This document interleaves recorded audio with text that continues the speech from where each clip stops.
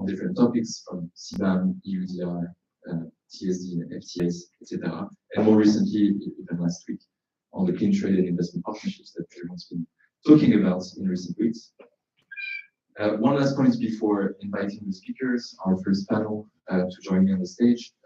When we created the GTN in 2021, there was a growing consensus that trade had to be part of the equation, and that we could do better to align trade policy with EU values.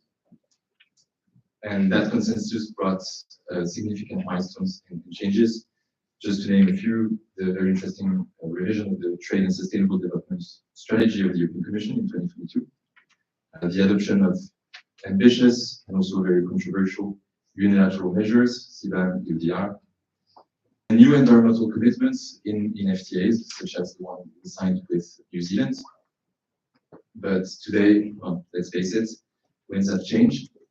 We see backlash, we see environmental fatigue, and competing priorities.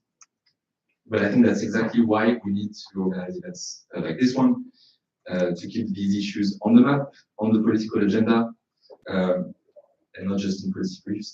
Policy briefs are nice, but it's also important to bring these issues to public conversation because they matter, because trade is still somehow one of the dead angles of the Green Deal, but also simply because the triple planetary crisis is not going to go away with the Trump tariffs.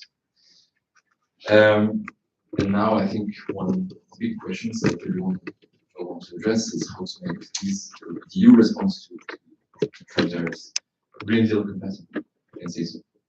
So we're going to have 3 sessions. The first one will be a fireside conversation. We named it like that. It's an informal discussion between Jacob Bergsman and Dr. Savant together.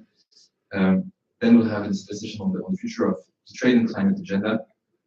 And then to conclude, a session on the role of FTAs and new partnerships such as the CTAs. So first of all, Laurence and Jake, welcome. If you can join me on the stage. Thank you so much for being with us.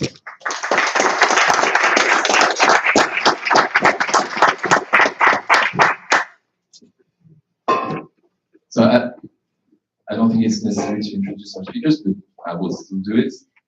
Laurence, before joining the DCF as a CEO, you were France's climate change ambassador and special representative for COP21, and as such, a key architect of the Paris Agreement.